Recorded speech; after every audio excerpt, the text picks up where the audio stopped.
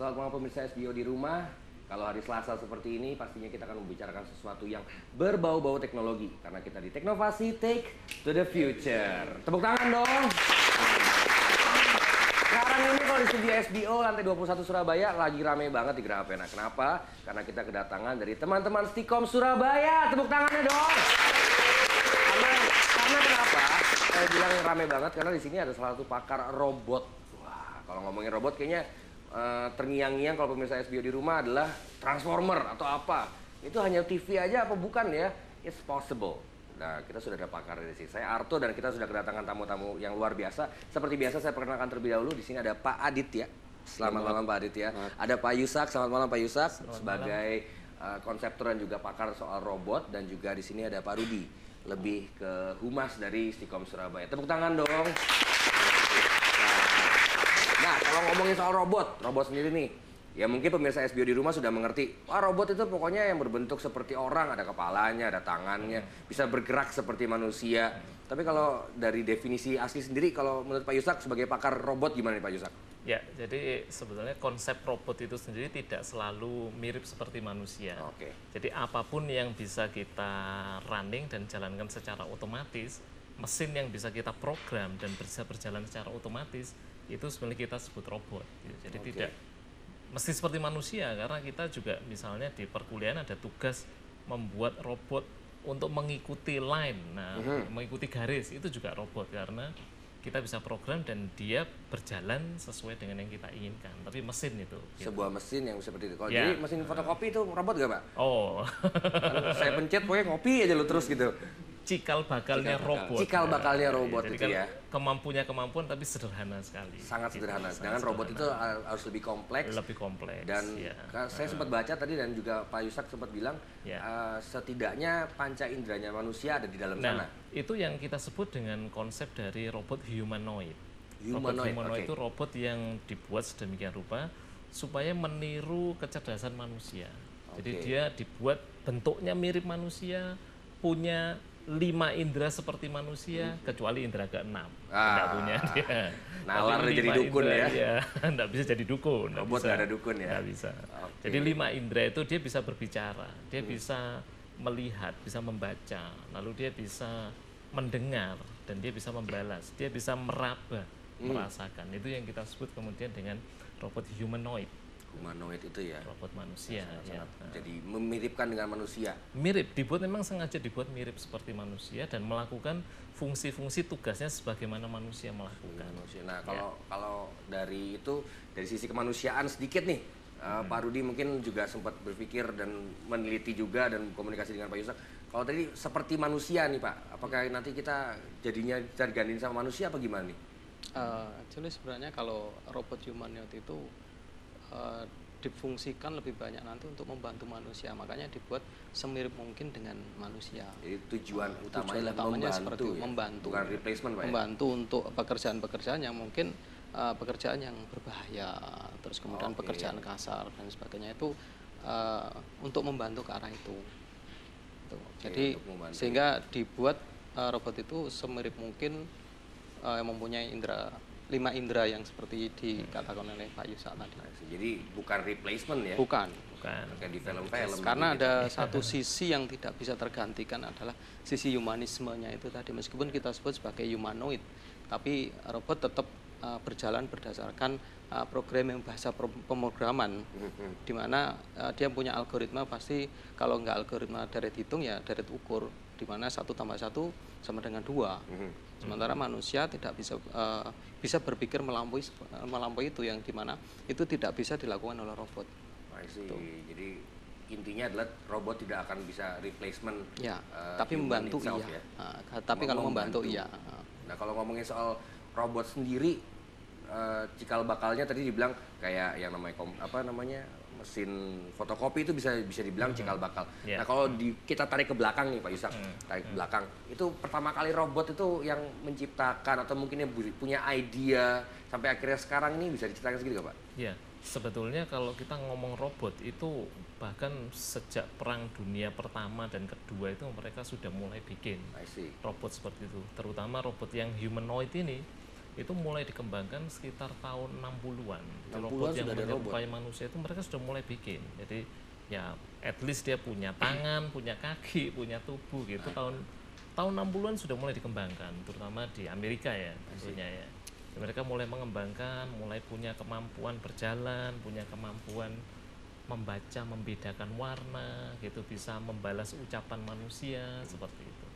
Itu sudah mulai dibikin tahun-tahun itu. Gitu. Dan kalau sampai ke sekarang ini saya sempat juga baca artikel katanya era-era robot itu benar-benar sangat berkembang pesat tahun 90-an sampai tahun 2000-an awal, kurang lebih tahun 2003-2004. Yeah. Tapi sekarang katanya nggak terlalu tren. Nah itu gimana Pak Yusak?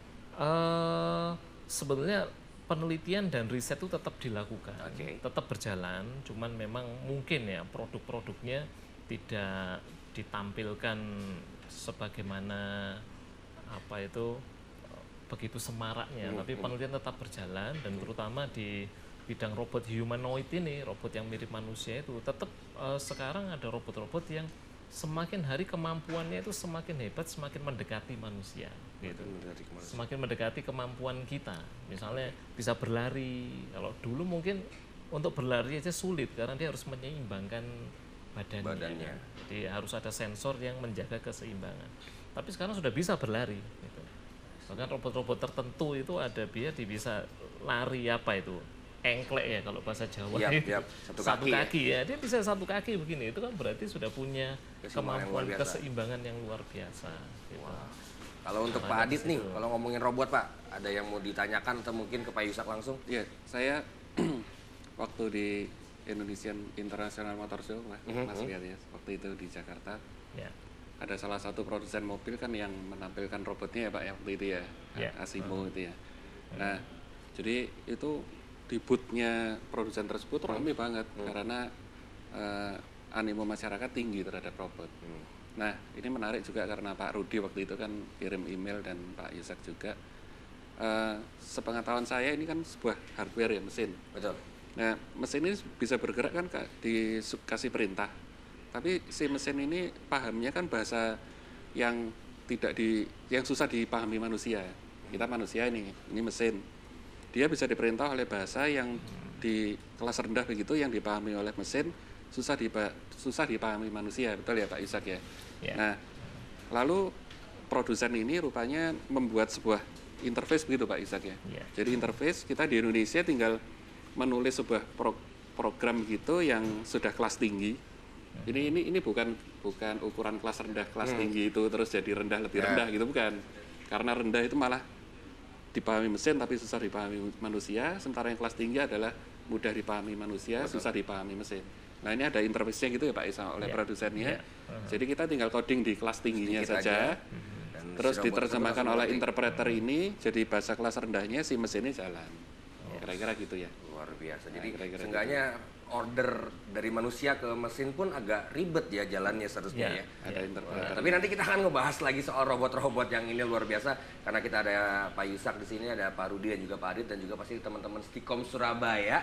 Jangan kemana-mana, kita akan kembali lagi di Teknovasi Take to the Future.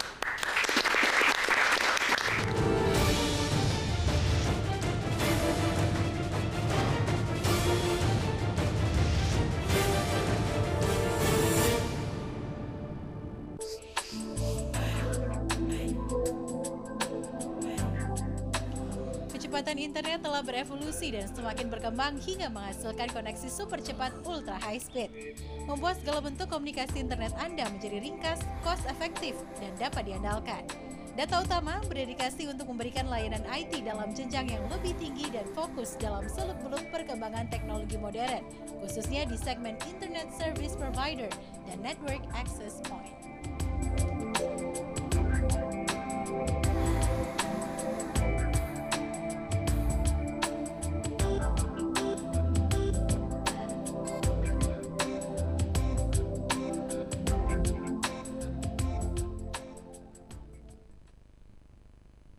Ingin tahu lebih detail foto produk-produk yang dipasang di iklan Jitu Jawa Pos? Download aplikasi QR Code Reader dari smartphone Anda.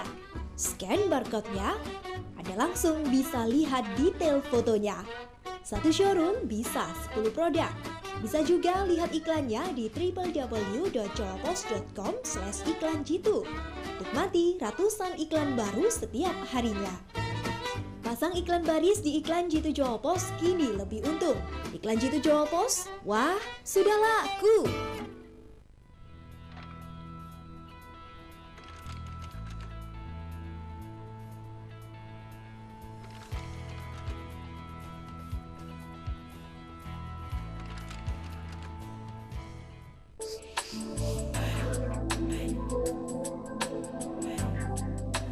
Kecepatan internet telah berevolusi dan semakin berkembang hingga menghasilkan koneksi super cepat ultra high speed.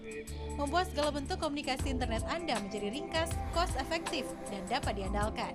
Data Utama berdedikasi untuk memberikan layanan IT dalam jenjang yang lebih tinggi dan fokus dalam seluk-beluk perkembangan teknologi modern, khususnya di segmen Internet Service Provider dan Network Access Point.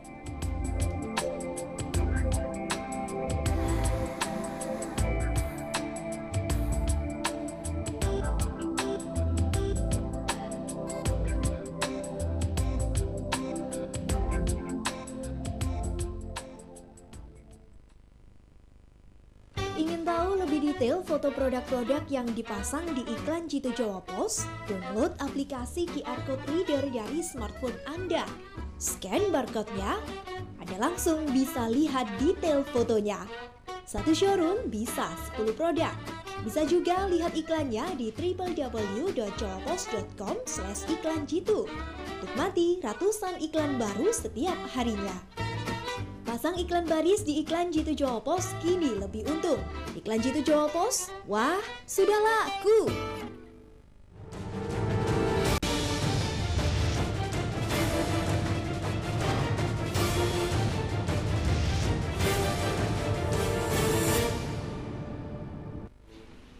Terima kasih pemirsa SBO di rumah. Kita masih di Teknovasi Take to the Future. Tepuk tangannya luar biasa untuk teman-teman Sikom Surabaya yang sudah sampai di Geraha Panel lantai 21, pastinya di studio SBO. Dan kita ngomongin soal humanoid. Humanoid itu adalah sebuah robot yang benar-benar menyerupai manusia.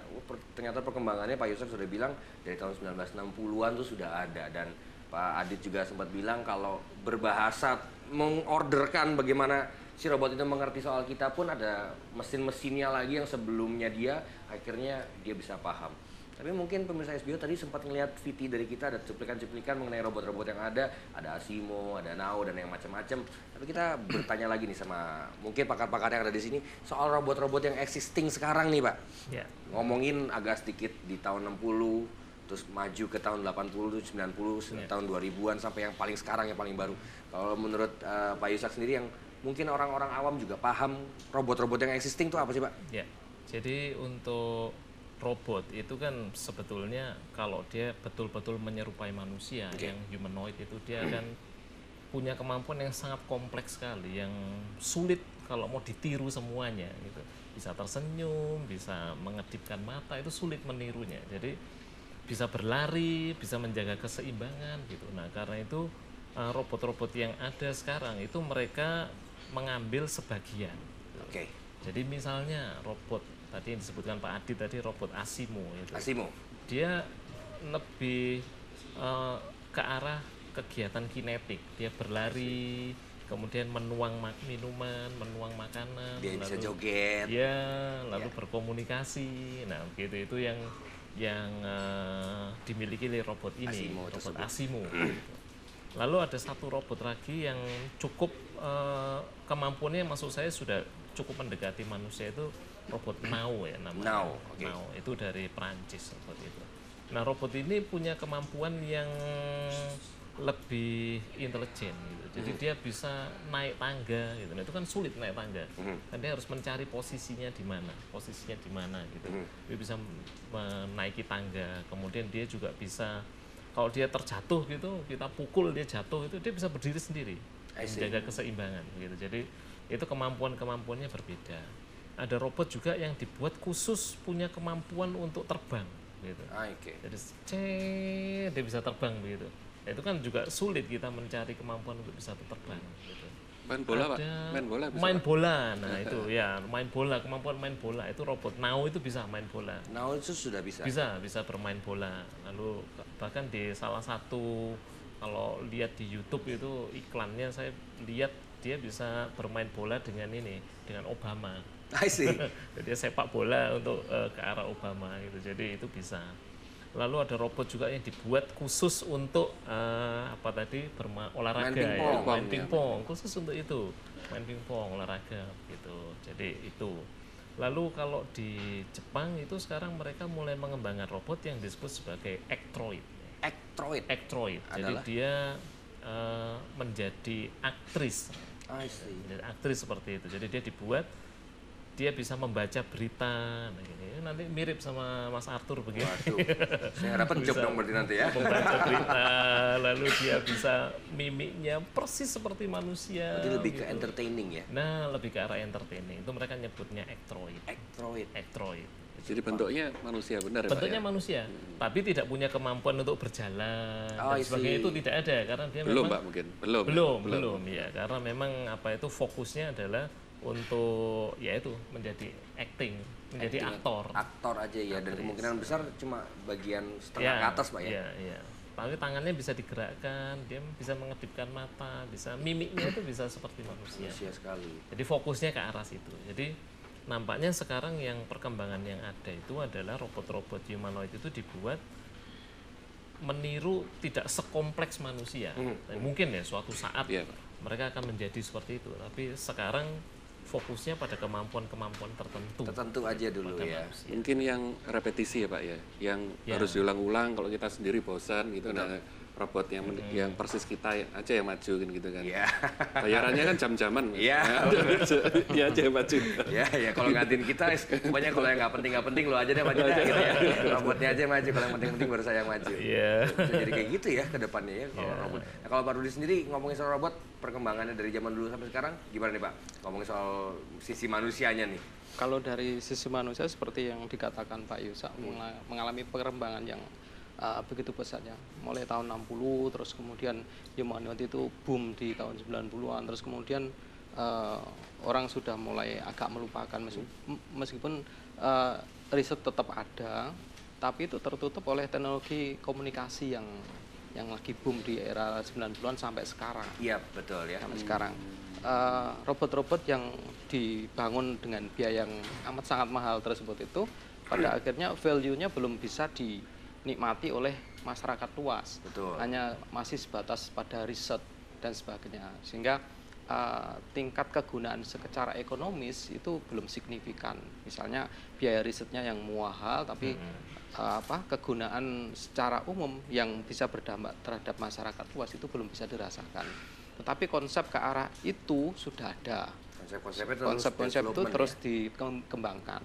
Memang perkembangan robot ini tidak se-wow, sehingar-bingar teknologi komunikasi. Betul. Sehingga lagi-lagi ujung-ujungnya nanti kita bicara soal bisnis. Sehingga perkembangan robot itu sendiri terbentur pada itu, pada bisnis itu sendiri. Apa yang dikeluarkan mungkin tidak sebanding dengan kegunaan yang dirasakan. Lagi-lagi bicara soal cost leadership itu nanti. Kalau manufacturing kan udah dipakai, Pak. Kalau Iya. misalnya ini line production gitu, Iya. ini kan dipasang oleh Itu robot sebenarnya gitu juga ya. robot. Sudah Sebenarnya robot jadi ya. yang ada di dalam industri itu juga bisa kita kategorikan sebagai robot, tapi fungsinya kan tertentu. Dia hanya bisa iya. begitu aja. Repetisi Misalnya, ya, ngelas, ngulang-ngulang, ngelas, masukin itu barang, ngelas aja ngulang gitu. gitu ya. Jadi Banyak kalau kegiatan bisa yang kita begitu. bilang, kalau sekarang kan temanya adalah humanoid sendiri. Jadi Ya. kalau untuk humanoidnya tadi seperti Pak Rudi bilang ya, Jadi skupnya masih dalam skala industri. skala industri betul. Membantu dalam skala industri, skala besar.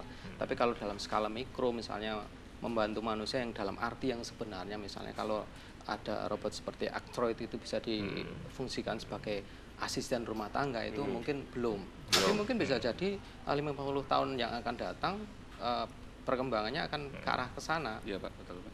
Kalau asisten kita dikirim keluar negeri terus kan, Itu. habis kan lama-lama terus Actroid aja yang Atau mungkin kita akan mengekspor Actroid aja ke sana. Bisa dikendalikan dari sini. Jadi bisa dibilang orang-orang lebih menikmati perkembangan komunikasi, which is yang sekarang kita lihat adalah ya gadgets, ya kan? Ya. Yang ngomongin internet, ya social media dan segala macam. Tapi sedikit agak nyelempang sedikit. Saya sempat dengar teman saya, nggak tahu ini bener apa nggak, mungkin Pak Yusak bisa benerin saya. Teman saya sempat bilang ada beberapa orang big industries, mereka membuat banyak sekali social media dan segala macam. Salah satunya Google, dia bilang. Itu dia bikin kayak yang namanya Google Glass dan yang untuk Google Mobile dan segala macam. Katanya itu salah satunya itu pengembangan yang nantinya akan dimasukkan ke dalam robot-robot tersebut. Jadi kayak sama Google Glass kan, bagaimana dia mendetek ini namanya kucing, ini namanya apa. Nah nanti itu bukan hanya buat Google Glass, tapi itu nanti semua cikal bakalnya programmingnya nanti dimasukkan ke dalam robot. Itu bener apa enggak sih Pak? Sebenarnya Google sendiri sudah bikin robot. Oh, I see. Jadi robot humanoid yang seperti itu Google sendiri sudah mulai bikin robot seperti itu. Jadi memang ya nantinya akan ke arah sana nantinya. Dia bikin kecil, apalagi sekarang dengan kemampuan Google punya data dalam jumlah yang besar, itu satu modal yang luar biasa sekali bagi mereka nantinya. Gitu. Nah, mungkin kalau pemirsa SBO di rumah lagi ngelihat ini salah satu Actroid yang sempat dilihat. Nah, kalau kita lihat di TV ini, nah ini Actroid yang ada di Jepang nih ya. Dia bergerak gimana biar bisa menjadi sebuah aktris ya. Mukanya mirip banget, matanya mirip banget. Dan memang dia nggak bisa jalan, tapi ya tetap bisa seperti anchor ya sebagai pembaca berita jadinya ya. Wah, dari bibirnya pun sudah manis segala macam. Wah, bisa bawa pulang nih Pak. Keren martabak bawa pulang. Ini Actroid ya. Dan terutama terkait dengan Actroid ini, jadi ini agak nyeleneh tadi dibilang Jepang agak nyeleneh, itu mereka bikin robot yang namanya robot seks gitu. Wow. Wah, itu jangan dibawa pulang. Jangan dibawa pulang gitu ya. Nggak boleh bawa pulang gitu. Tapi memang kalau bisa dibilang Jepang mungkin teknologinya yang tadi sempat dibilang ya soal sisi bisnis, mereka mencari gimana caranya biar bisa dapat asupan dana, cari bisnisnya segala macam ya, mungkin yang bisa salah satu yang bisnis ya sex toy tadi ya. Jadi supaya robot yang bisa seks lah itu tadi ya. Industri. Iya, industrinya ke sana ya. Nah, kalau Pak Adi sendiri nih ngeliatin robot dari zaman dulu sampai zaman sekarang gimana nih Pak? Sebenarnya kan tinggal dikoordinasikan dan dikerjasamakan. Misalnya Actroid ini belum bisa jalan dan berlari, tapi Now udah Pak, ya kan? Now udah. Nah ini tinggal koordinasi aja, kerjasama begitu. Jadi Actroid dan Now dijadikan satu gitu ya Pak ya. Udah jalan dia, langsung ke Mas Arthur. Ya, jadi punya kemampuan yang makin lama kan makin lengkap. Itu penelitian itu kan makin lama ke arah sana. Itu bahkan targetnya mereka itu nanti tahun 2050 mereka mau bikin robot manusia humanoid yang bisa bertanding melawan juara dunia sepak bola. Wih, targetnya mereka akan bisa mengalahkan robot melawan manusia. Kalau dia menang, gimana tuh Pak Arun ini? Kalau mau soal sisi manusianya nih, gimana nih? Ada sedikit gambaran nggak kalau untuk itu? Ini menarik kalau dilihat dari kacamata sosial. Sosial. Pasti ada pergeseran yang namanya gaya hidup. I see. Ketika robot sudah mulai menggantikan pekerjaan manusia, pasti ada beberapa sektor pekerjaan itu akan tergantikan. Tidak ada lagi orang pekerja kasar, tidak ada lagi orang-orang yang bekerja di sektor pekerjaannya itu bahaya. Misalnya orang bergelantungan di pembersih kaca gedung-gedung tinggi. Pak Oga itu juga udah nggak ada Pak ya? Kan bahaya itu juga nggak ada. Cuma buat gopek kan. Terus kemudian penjinak bom itu orang gegana itu nggak perlu pakaian rompi yang segede gaban gitu, harus deketin bom gitu. Mungkin cukup mengirimkan robot humanoid. Nah itu dari akses positifnya ya. Akses negatifnya itu pasti akan terjadi pergeseran gaya hidup sehingga ada seleksi alam. Hanya orang-orang tertentu yang punya kemampuan tertentu, yang mempunyai keahlian tertentu aja yang bisa bertahan hidup.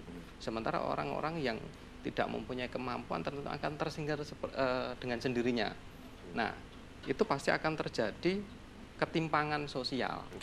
Ketimpangan sosial itu yang harus diantisipasi ketika robot itu mulai bermunculan. Itu seperti ketika kita melihat film tahun 2000-an ya, yang filmnya Will Smith itu yang berjudul I, Robot itu. Nah, itu ada kontradiksi antara hidup berada di hidup robot dan hidup di dunianya manusia. Nah, akhirnya terjadi benturan sosial. Nah, itu masalahnya di situ. Itu yang harus diantisipasi. Nanti pokoknya mengantisipasi robot. Kalau tapi kan bisa dibilang kehidupan banyak orang sekarang ini melihat robot hanya sebuah bisa dibilang kayak prototype atau mungkin hanya sebagai konsep dan segala macam. Tapi nanti kalau benar-benar masuk ke manusia, kita akan ngebahas lagi gimana caranya itu dan gimana cara mengantisipasinya segala macam. Yang jelas jangan kemana-mana, tetap di Teknovasi, Take to the Future.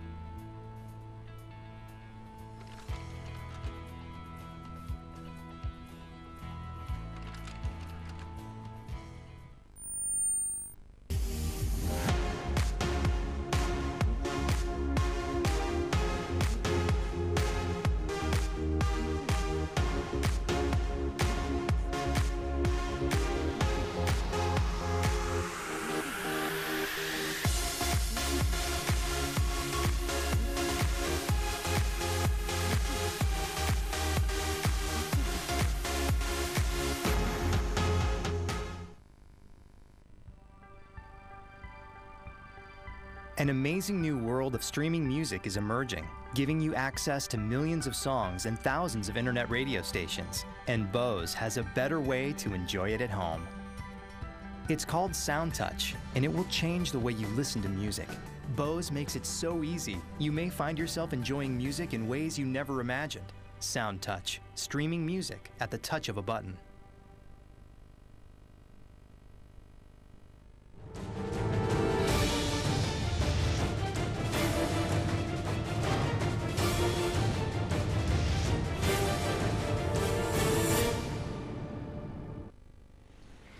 Oke, terima kasih banyak pemirsa SBO, masih di Teknovasi Take to the Future. Kita masih ramai banget di sini karena kita sudah kedatangan dari teman-teman Stikom Surabaya dan di sini sudah ada pakar-pakarnya soal robot juga. Ada Pak Yusak dan juga Pak Rudi dan juga ada Pak Aditya sebagai dari data utama. Tapi dari tadi kayaknya mahasiswanya nih sudah curious banget pengen bertanya-nanya sesuatu, betul ya? Kita kasih kesempatan dulu. Siapa yang mau bertanya? Oke, kita ambil dari paling kanan saya terlebih dulu. Silakan sebutkan namanya. Nah, boleh silakan berdiri. Perkenalkan, nama saya Roni dari jurusan Sistem Komputer semester 4. Oke, Roni. Saya mau bertanya, Pak. Untuk perkembangan robot sendiri, apakah mungkin akan diciptakan sebuah robot untuk menanggulangi bencana alam seperti gunung meletus? Terima kasih. Oke, thank you Roni. Terus kita ambil satu lagi pertanyaan yang kedua. Oke, wanita yang di belakang sana. Saya bergeser sedikit, memberikan kepada wanita. Silakan. Jangan laki-laki mulu ya, cewek dikit. Nah, silakan sebutkan namanya. Perkenalkan, saya Vivin Ernawati dari jurusan Sistem Komputer Renawati semester ya? 2. Vivin Ernawati. Wati aja, oke. Dan silakan. Saya mau bertanya, untuk kedepannya apakah bisa diciptakan sebuah robot untuk membantu menjaga keamanan negara? Wih, keamanan negara. Iya, misalnya untuk membantu TNI itu aparat keamanan itu kan nggak 24 jam standby. Nggak 24 jam standby. Apakah bisa diciptakan robot yang buat 24 jam standby? Jadi lebih ke militeri, betul ya? Iya. Militeri, Pak Polisi gitu. Jadi nggak ada lagi titip tilang, nggak ada, Pak. Ya, nggak ada lagi. Repot saya kalau nggak ada titip tilang, saya repot kayaknya. Kebanyakan melanggar saya. Mungkin ada satu lagi terakhir. Boleh disampaikan ke depan mic-nya? Silakan Masnya. Oke, nama saya Vian. Mau bertanya, apakah efek sosial dari manusia untuk robot humanoid ini? Terima kasih. Oke, kita langsung ke Pak Roni. Mas Roni dulu.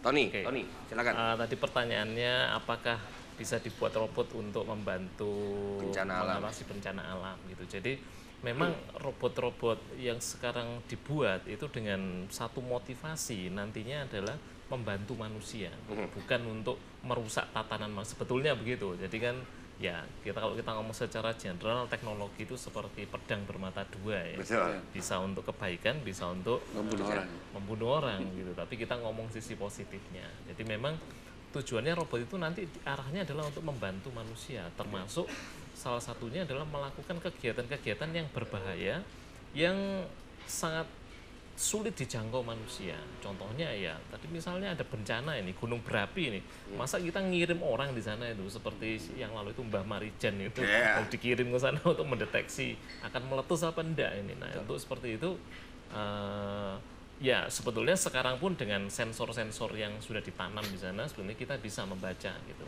Tapi kalau ingin mendapatkan gambaran yang lebih jelas, kita bisa mengirimkan robot. Bahkan untuk sekarang untuk ke Mars gitu kan tidak memungkinkan itu mengirimkan orang. Tapi kita bisa kirim robot ke sana untuk mengambil gambar, mengambil sampel lalu hasilnya dikirimkan ke bumi gitu, lalu dipelajari oleh manusia.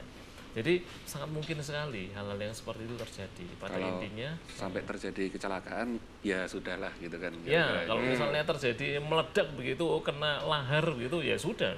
Toh cuma robot aja gitu. Cari duit lagi kita bikin lagi gitu ya. Bikin lagi gitu. Oh, ini kan kalau orang yang meninggal masa kita bikin orang lagi kan. Susah, itu nggak bisa dibikin gitu ya. Karunia Allah itu nggak bisa dibikin. Nah, kalau tadi dari Mbak Wati tadi ya. Ya, tadi kalau ngomongin soal militeri.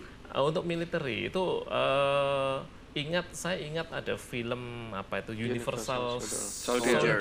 Ya, Universal Soldier itu kan juga sebenarnya arahnya membuat tentara ya, robot tentara yang memiliki segala kemampuan gitu. Nah, apakah nanti akan ke sana gitu? Saya kira nanti teknologi robot itu akan membawa kita sampai ke arah sana itu. Salah satu implementasinya dari robot sehingga bisa difungsikan untuk berbagai macam, pada intinya adalah untuk kesejahteraan manusia gitu.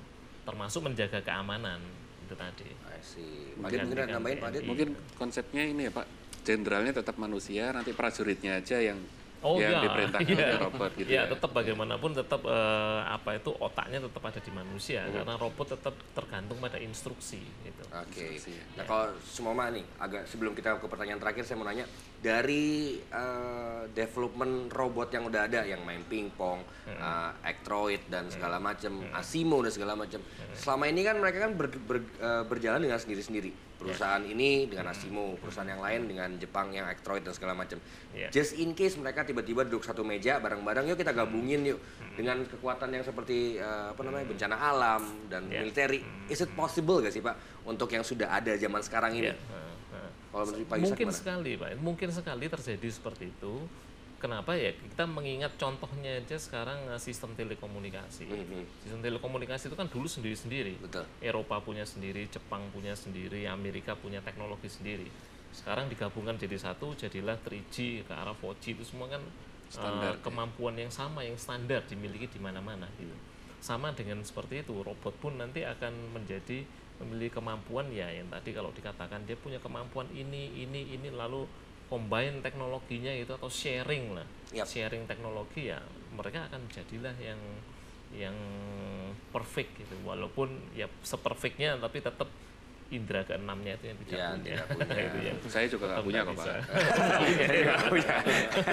Terus kalau mungkin digabungin, saya sempat ada rumor juga saya baca di internet, salah satu kenapa robot itu dari tahun 2000-an selain yang tadi yang Pak Rudi bilang kita orang-orang lebih banyak kan developing about communication and data dan segala informasi gitu kan.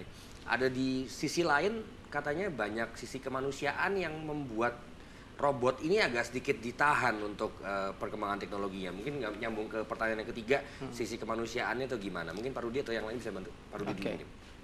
Sebenarnya bukan ditahan, tapi itu tidak bisa digantikan karena itu masalah emosi kan. Tapi dampak sosialnya itu pasti yang pasti adalah masalah efisiensi. Seperti pertanyaannya siapa yang belakang tadi Mbak Wati tentang military. Amerika Serikat itu untuk satu tentara dia harus menginvestasikan 100 juta per satu tentara untuk diterjunkan. Mulai dari pakaian sampai trainingnya aja 100 juta. Kita tahu bahwa Amerika Serikat itu mempunyai jutaan tentara aktif. Kita kalikan aja. Nah, kalau misalnya itu tertembak mati, investasi hilang begitu saja. Tetapi kalau itu berupa robot tertembak, mungkin chipnya bisa dicabut terus kemudian digantikan oleh yang lain. Itu kita bicara soal efisiensi. Juga di pabrik, terus kemudian di rumah tangga, itu semuanya efisien. Tetapi dampak sosial yang lain itu akan terjadi apa? Jumlah manusia akan menyusut. Karena orang akan lebih memilih robot daripada hidup berumah tangga. Tadi dikatakan bahwa di Jepang sekarang sudah dikembangkan yang namanya robot sex. Mungkin suatu ketika prostitusi nanti akan digantikan oleh robot, dan itu undang-undang yang diberlakukan nanti nggak berlaku semua. Karena yang namanya prostitusi, pelecehan seksual itu persoalan dengan manusia. Tapi kalau dengan robot, apakah kita juga boleh dikatakan pelecehan seksual? Kan nggak juga, itu mesin. Pasti nanti berdampak pada undang-undang yang diberlakukan, terus kemudian juga aturan main. Prostitusi mungkin nanti akan menjadi sebuah hal yang unik. Karena nanti dibuat hak asasi robot, Pak. Bisa jadi ya asasi robot. Ya, kayak di iRobot tersebut ya. Kan juga ada pemikiran soal. Makanya nanti suatu ketika ada undang-undang yang namanya undang-undang yang hanya berlaku untuk robot. Karena satu hal yang tidak bisa digantikan oleh robot itu persoalan emosi. Robot belum bisa sampai punya rasa emosi untuk kasih, terus kemudian cinta pada seseorang. Karena lagi-lagi kita bicara soal programming, bahasa pemrograman itu interpreter aja. Ya, fasih logik itu ya. Jadi sama kalau zaman sekarang kita namanya ngantri, ada ibu-ibu lupa bawa fotokopi KTP lah mama. Kalau kita manusia udah kasihan segala macam, ya Bu saya fotoin nanti saya keprintin gitu ya. Kalau robot nggak mau ya nggak mau gitu ya. Emosinya nggak ada, kasihannya nggak ada, rasa sayang atas sesama nggak ada ya. Kecuali di entry, jika ada ibu-ibu lupa bawa KTP, tua gitu ya, tua kaya tajir gitu. Banyak juga programmingnya tetap ya. Intinya if then go to kan gitu Pak. Ya, tetap yang namanya if then go itu tetap. Itu nanti yang pusing programmingnya. Programmernya ya, yang nangis-nangis. Nah kalau ngomongin soal kita masuk ke programmer. Nah kalau dari programmer sendiri, kalau di Indonesia mungkin kita ngomongin developing about robot sendiri agak sedikit terkendala Pak ya. Nah terkendalanya itu apa aja mungkin bisa disampaikan. Dan kalau ngomongin programming yang mungkin saya bisa bilang orang-orang di Indonesia yang lebih banyak mengerti dan bisa memegang nama programming untuk robot, gimana Pak Isak? Jadi untuk di Indonesia kalau perkembangan robot, terutama kita ngomong robot humanoid itu karena dia butuh riset yang cukup mahal. Jadi kalaupun kita kemampuan dari sisi dana itu yang kurang gitu, dari sisi dana dan juga tadi yang dikatakan efisiensinya, saya bikin begini lalu nanti untuk apa gitu, karena ini kan long term, ini jangka panjang. Jadi kita melakukan riset nih, misalnya itu orang membuat Actroid bisa menirukan mimiknya manusia, untuk apa itu jangka panjang nanti fungsinya. Nanti fungsinya nanti bisa macam-macam, nanti untuk misalnya untuk membantu mengatasi teknologi-teknologi kedokteran. Kalau dia mempelajari tubuh manusia, dia bisa membuat katakanlah misalnya tangan buatan, kaki buatan, itu tuh ke depan tadi. Nah cuman kan kalau kita terapkan di sini secara perangkat keras itu, hardware itu kita keterbatasan dalam hal dana, terutama di Indonesia. Sehingga untuk pengembangan robot humanoid itu beberapa yang kita punya itu adalah kita membeli hardware-nya. Hardware itu kita beli, kemudian dari hardware yang ada itu, karena itu kan hardware just hardware gitu. Jadi harus diprogram. Nah kita bermain di situ, kita bermain dari sisi programming untuk menggerakkan robot itu, karena robot punya kemampuan ya. Contohnya tadi if ibu-ibu then, gitu. Itu kan programming gitu. Tapi kan kalau dia ingin menyerupai manusia kan if then-nya itu kan harus banyak sekali. Jadi jika begini dia harus bagaimana, jika begini harus bagaimana, itu kan banyak sekali dan kompleks sekali gitu. Jadi itu yang kita bermain banyak itu di sisi programmingnya itu. Untuk di Indonesia sendiri nih ya. Indonesia ya saat ini. Ini Pak Adit ada mau nambahin sedikit kalau untuk Indonesia sendiri. Tadi saya tertarik kan Pak Isak bilang untuk apa. Rupanya untuk apanya udah dijawab sama adik-adik mahasiswa tadi. Untuk bencana alam dan untuk militer. Betul, nanti ke depannya ke sana ya. Mudah-mudahan pemerintah menonton ini dan aware. Kan ada Badan Penanggulangan Bencana. Ada apa namanya militer juga ada kan, TNI. Betul, dengan ada robot ini bisa membantu kita semua ya. Tapi kalau dananya ada Pak, kita bisa ya. Tim Indonesia bisa membuat ya. Jangka panjang bisa Pak. Bisa ya. Saya yakin bisa. Dengan kemampuan orang Indonesia seperti saat ini, kita tidak kalah. Tidak kalah kalau dari sisi head to head itu ya sama-sama manusianya, sama-sama punya otak yang sama, itu kita tidak kalah. Jangan-jangan di sana juga orang kita gitu yang dapat. Gitu. Rasanya bisa Pak, karena kita aja sudah bisa bikin pesawat ya TDI. Betul. Ya, kemarin betul. Kemarin sudah rilis pesawat kalau nggak salah R8 atau berapa? R8 ya. Itu bikinan anak negeri itu. Rasanya kalau kita bisa bikin secara pesawat kemampuan bisa, cuman ya itu harusnya bisa. Terbatasan dana itu yang kita ini. Tapi dukungan Dikti ada ya Pak ya? Dengar-dengar mau ada lomba segala macam. Dari Dikti ada dukungan? Ada lomba? Yang saat ini akan diselenggarakan oleh Dikti itu adalah kontes robot Indonesia. Jadi ada beberapa lomba, salah satunya adalah kontes robot Indonesia. Yang untuk kebetulan regional 4, itu lomba itu di regional 4 Jawa Timur itu nanti diselenggarakan di Stikom Surabaya. Oke, untuk tahun ini ya? Tanggal 2 Mei ya tahun ini. Oke, tanggal 2 Mei diselenggarakan. Wilayah mana Pak regional 4? Itu wilayah Jawa Timur. Jawa Timur ya. Seluruh Jawa Timur. Ini bisa dibilang yang pertama kali Pak ya? Untuk di Stikom, sorry. Di Stikom yang pertama kali pengadaannya, Pak. Oke, pengadaannya. Tapi kalau lombanya sendiri ini kan sudah beberapa tahun berjalan. Kita tetap ikut ambil bagian di dalam lomba-lomba itu. Gitu. Tanggal berapa tadi Pak? Tanggal 2 Mei. 2 Mei ya. 2 Mei. Ya. Saya boleh datang Pak? Boleh Pak. Boleh. Boleh ya. Nah kalau untuk ngomongin agak sedikit ke lomba, nanti bakal ada lomba apa aja atau mungkin ada exhibition juga atau gimana Pak? Ya. Nah jadi kontes robot Indonesia sendiri itu ada 4 cabang lomba nanti. Yang besar itu adalah lomba robot badminton, Robominton. Robotnya main badminton. Robotnya main badminton. I see. Tapi mungkin bentuknya tidak seperti humanoid, tidak seperti manusia begitu. Jadi pokoknya mesin yang punya kemampuan untuk memukul bola lalu bisa mengembalikan bola itu yang akan dinilai nanti. Itu Robominton. Itu termasuk nanti lomba internasionalnya juga itu, robot badminton.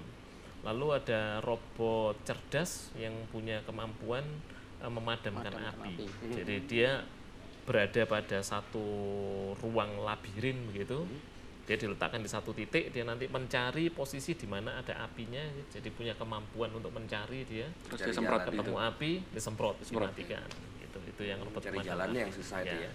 Nah, 2 cabang yang lain itu yang menggunakan robot humanoid.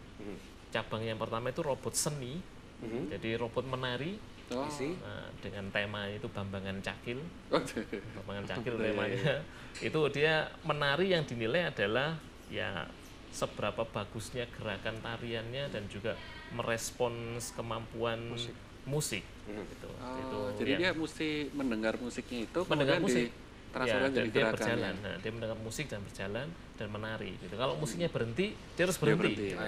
Kalau dia terus menari itu nilainya berkurang. Sensornya kurang. Itu robot seni. Yang terakhir adalah robot sepak bola. Jadi lomba sepak bola ada 3 robot begitu yang nanti bertarung dengan di sebelah sana juga 3 robot. Nanti ya banyak-banyakan gol seperti sepak bola gitu. Itu cabang-cabang lomba. Menarik ya. Dan dari sini dari Stikom sendiri menerjunkan berapa pasukan ya Pak? Kita mempersiapkan di 2 cabang lomba, Pak. Jadi tidak semuanya, kita fokus ke Robomintonnya dan juga robot pemadam apinya. 2 itu yang kita pemadam api dan Robomintonnya ya. Oke, luar biasa. Ini teman-teman di sini masih mau nanya-nanya lagi nanti ya. Kita akan simpan lagi ke segmen berikutnya. Tapi kita ngomongin lagi soal lomba tadi dan pastinya mungkin pemirsa SB tadi sempat melihat video-video kita soal robot dan segala macam. Kalau pengen masih membahas soal robot, jangan kemana-mana, tetap di Teknovasi Take to the Future.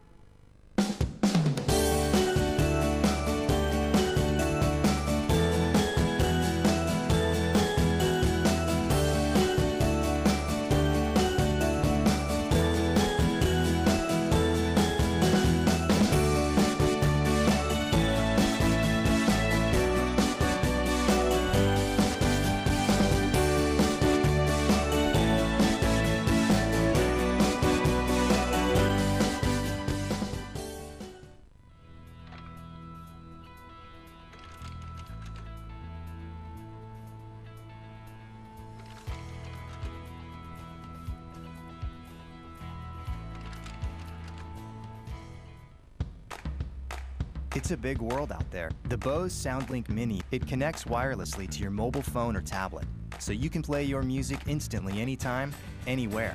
Its one-piece anodized aluminum housing is sleek, yet durable. And it's packed with Bose technologies like high-efficiency transducers and dual passive radiators. The Bose SoundLink Mini. Just grab it and go.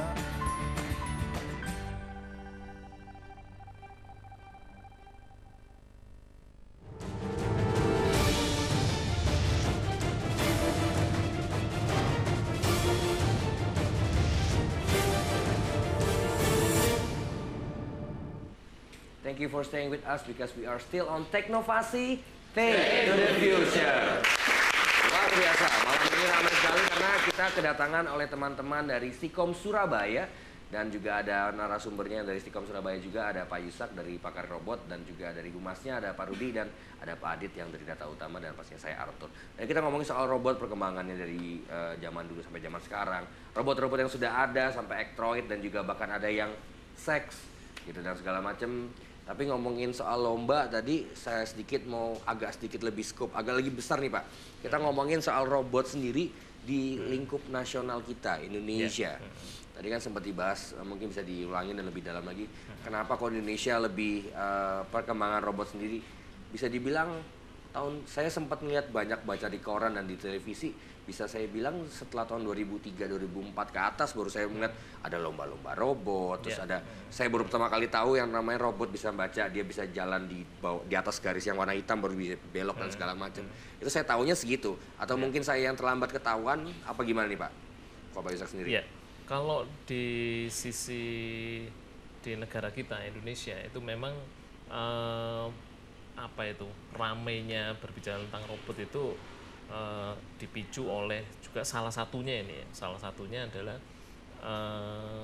Dikti, dalam artinya adalah Direktorat Pendidikan Tinggi itu membiayai ada satu lomba besar gitu yang sebetulnya dulunya milik dari satu perguruan tinggi di Surabaya, tapi kemudian ditarik ke Dikti sehingga menjadi nasional. Itu lomba kontes robot Indonesia yang diselenggarakan setiap tahun gitu. Jadi memang ini dianggap sebagai satu cara gitu ya untuk memicu perkembangan robot di Indonesia supaya makin lama juga teknologi robot itu semakin bagus, semakin baik gitu. Jadi caranya adalah melalui begitu. Kontes robot Indonesia ini yang lombanya diikuti sebagian besar perguruan tinggi di Indonesia gitu. Jadi saya kira itu dampak positifnya adalah yaitu tadi memicu perkembangan robot di Indonesia.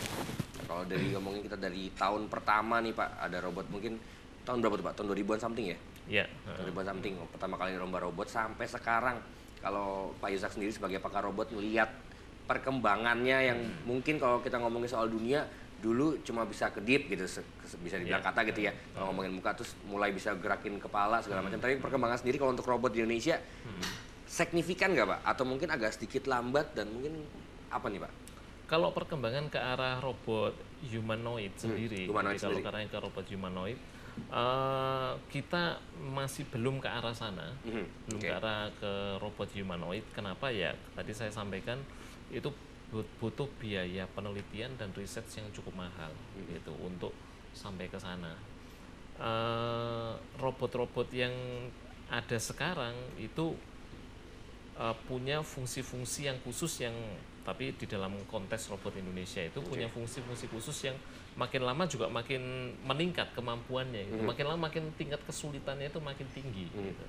Misalnya yang sekarang ini adalah robot bermain badminton, itu kan juga sulit. Begitu kita lempar bola gini dan itu betul-betul ada netnya nanti. Begitu kita lempar bola ini robot yang di sana kan harus menafsirkan posisi ada di mana bolanya gitu. Terus mukulnya harus seberapa keras. Nah, itu. Harus lempar kemana biar menang. Betul. Nah, itu jadi kemampuannya makin lama makin sulit gitu. Jadi harapannya nanti ke depan ya makin lama kita akan bisa berkompetisi lah gitu. Tapi sebetulnya secara internasional di dalam kontes robot seperti ini Indonesia juga tidak kalah. Ya. Nggak akan kalah ya. Kalau Pak Adit sendiri ingat gimana nih Pak kalau ngomongin nasional sendiri? Saya lihat di produsen itu juga mungkin masih jadi ajang pamer. Kalau yang otomotif kemarin Mas kan kita lihat juga. Jadi si produsen ini memunculkan di pameran bahwa dia membuat sebuah robot yang canggih begitu. Nah, supaya masyarakat tahu bahwa mobil-mobilnya dia ini sudah canggih. Nah, cuman gitu. Sementara baru begitu sih. Saya lihat begitu Pak, masih jadi ajang pamernya dia bahwa kami ini benar-benar canggih, robot aja bisa membuat apalagi mobil kami. Apalagi kendaraan. Sementara begitu. Kalau sisi sosialnya nih Pak Rudi, untuk robot sendiri di Indonesia, apakah masih udah ada berpengaruh belum sih menurut Pak Rudi? Saya rasa kalau dari sisi itu belum sih, karena di Indonesia masih dalam taraf konsep penelitian. Konsep pendidikan, betul. Pendidikan dan penelitian, dan ini dibuktikan terus didevelop dengan dirangsang kepada para perguruan tinggi itu dengan diadakan lomba. Itu sebenarnya untuk merangsang mereka itu untuk terus mengembangkan robot yang semakin cerdas. Kalau mungkin 10 tahun yang lalu belum ada lomba robominton, hanya sekedar robot jalan, terus kemudian pegang sesuatu atau mungkin mengenali warna dan sebagainya, sebatas itu. Nah, perkembangan 10 tahun kemudian itu sudah artificial intelligence-nya itu sudah mulai lebih berkembang. Meskipun itu secara dampak sosial yang dirasakan ke masyarakat belum sih, tapi suatu ketika nanti pasti kita percaya akan memberikan dampak sendiri. Tiba-tiba kalau kita ke minimarket yang ngucapin selamat datang, itu robot itu ya. Jangan datang kembali, robot lagi nanti ya. Repot ya kalau sampai kan masih orang gitu kan. Ya mungkin nanti suatu ketika mbak-mbak kasir minimarket bisa digantikan oleh Actroid seperti itu. Actroid itu. Saya butuh lomba yang nyapu ngepel rumah. Itu mah yang paling bersih gitu. Itu mah saya juga mau Pak. Mas saya juga kotor itu. Nah, kalau kesimpulan sendiri untuk Pak Yusak sendiri, kalau ngomongin pembekalan buat teman-teman di sini dan juga pemirsa SBO di rumah, kalau ngomongin soal robot sendiri gimana nih Pak? Ada pesan-pesan atau apa nih Pak kesimpulannya? Mungkin mesti harus lebih maju lagi atau gimana, atau jangan menyerah apa gimana Pak? Ya, jadi perkembangan teknologi robot ini memang makin lama makin kompleks dan kita bisa melakukan itu, kita bisa mempelajari dan kita bisa bersaing di dalam membuat robot yang seperti itu. Saya kira kita punya kemampuan yang sama itu.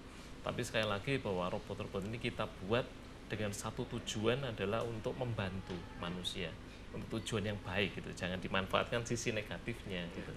Nanti karena ada sisi negatifnya, tapi kita buat teknologi kita manfaatkan untuk sesuatu yang positif.